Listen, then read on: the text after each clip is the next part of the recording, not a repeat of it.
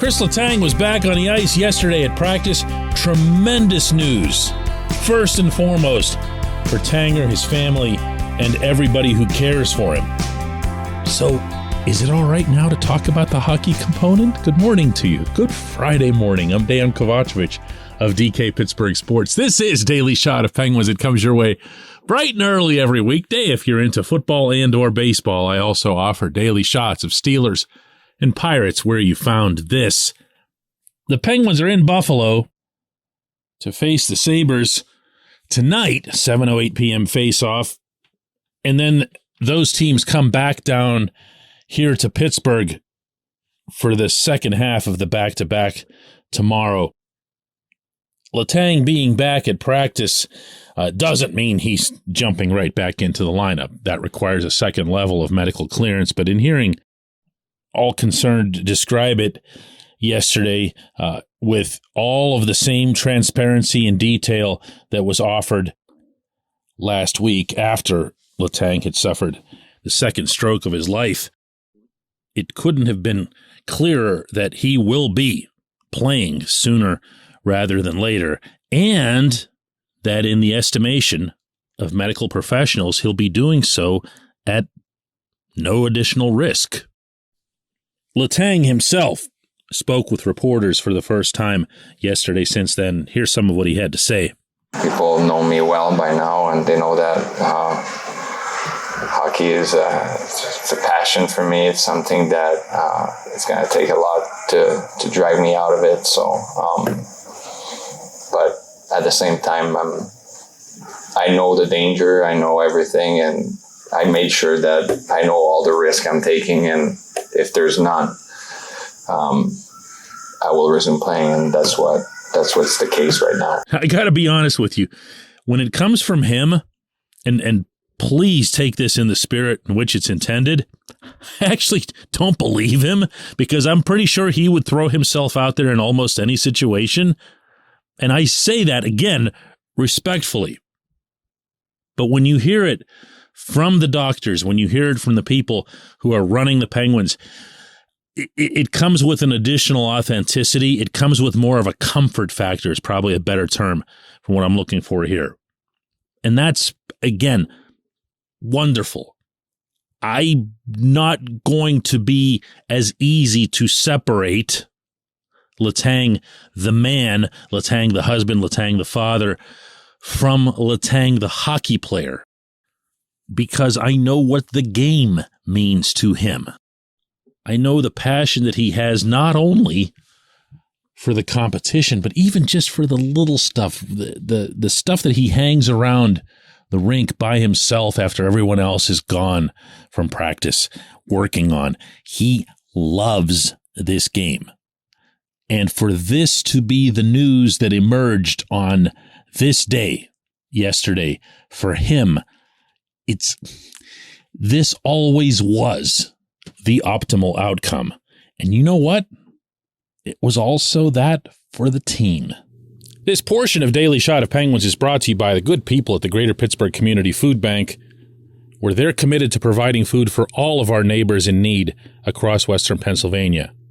They, in turn, need your help. Find out how $1 can be turned into 5 full meals for those in need. Visit pittsburghfoodbank.org.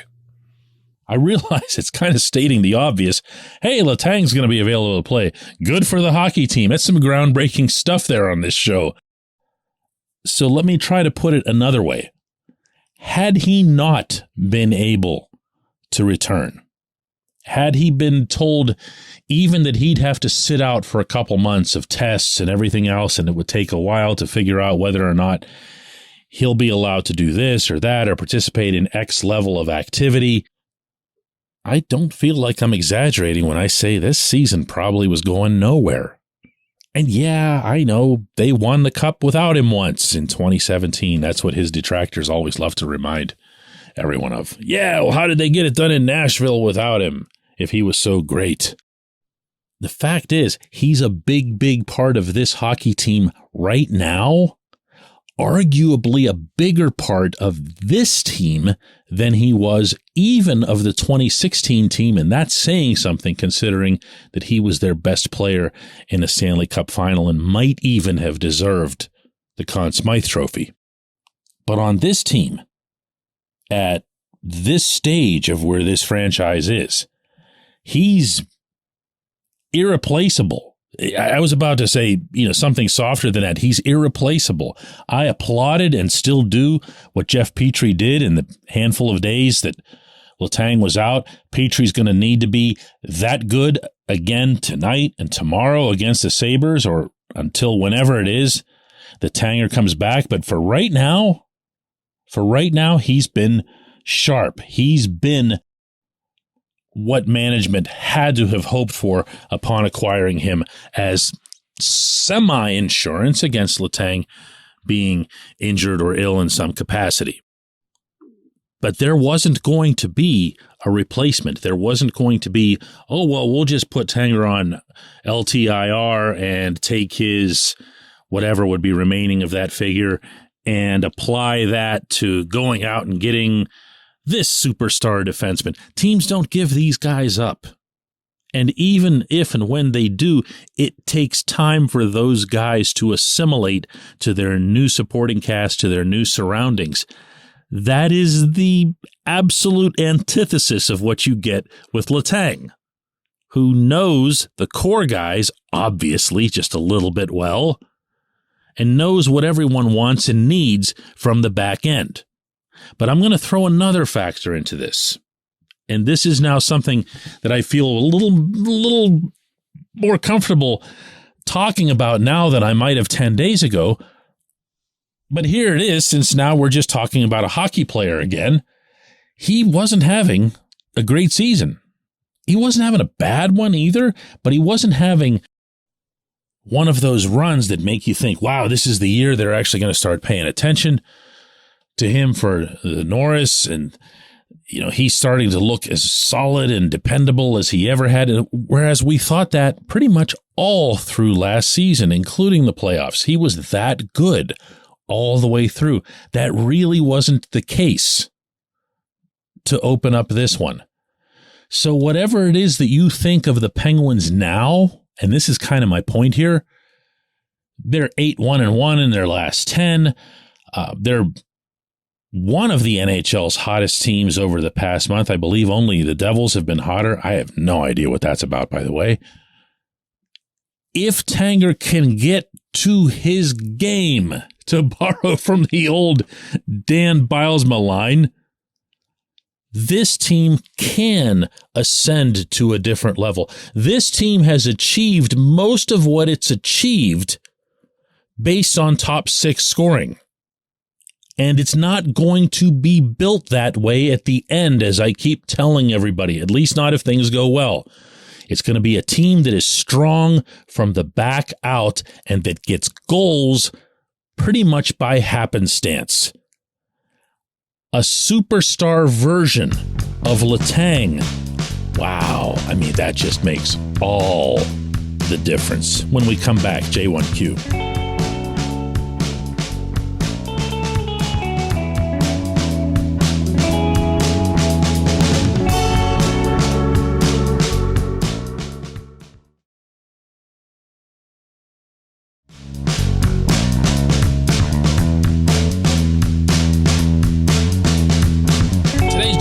Comes from Chris, who asks, I believe that the Penguins have the most players in the NHL with 10 or more points. Is the depth actually better than we've given it credit for, or is this just some kind of anomaly? Chris, first I'm going to give the actual data here to support what you're saying, because I went and looked it up after you sent that. The Penguins currently have 12, count them, 12 players with 10 or more points. That's, do the math. That's 2/3 of all your skaters. It's pretty good. And on top of that, Danton Heinen, who's been a healthy scratch, well, he had been one until recently, has 9 points. So you have another guy that's right in there. And actually, Heinen's going to end up being one of your top 12 scorers regardless as the season goes along. Here's the number that stands out more for me. The entire top 6 of this team's forwards has 16 or more points. That's impressive. That was probably unforeseen. Meaning, as much as some of us, myself included, will marvel over the little things that Ricard Raquel does on the rink, I don't know that we knew that he'd produce consistently, in large part because we didn't know how he'd click with this line or that line, depending on where Mike Sullivan would put him. Brian Rust, who's one of these guys who's met this level of production, I think we all can agree, including Rusty himself, that he hasn't been at his best. So what you're really talking about here is Sid, Gino, and Jake, your top 3 forwards. Jason Zucker staying healthy, finds something to knock on. And these guys coming up with points at a clip that's offset what's been just a miserable first unit of the power play. What's that say? What's that mean, to kind of get at your question?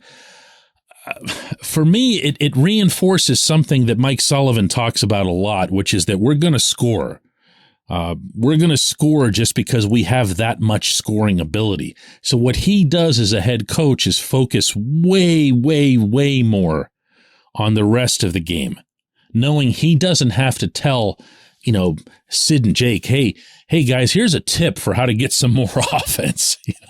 You don't have to tell that to Gino whenever he's flying around the way he's been. What needed to happen with this team was what happened beginning with the trip through St. Paul and Winnipeg, where they began to clamp down. They weren't all that good at it in St. Paul, but they crushed it in Winnipeg.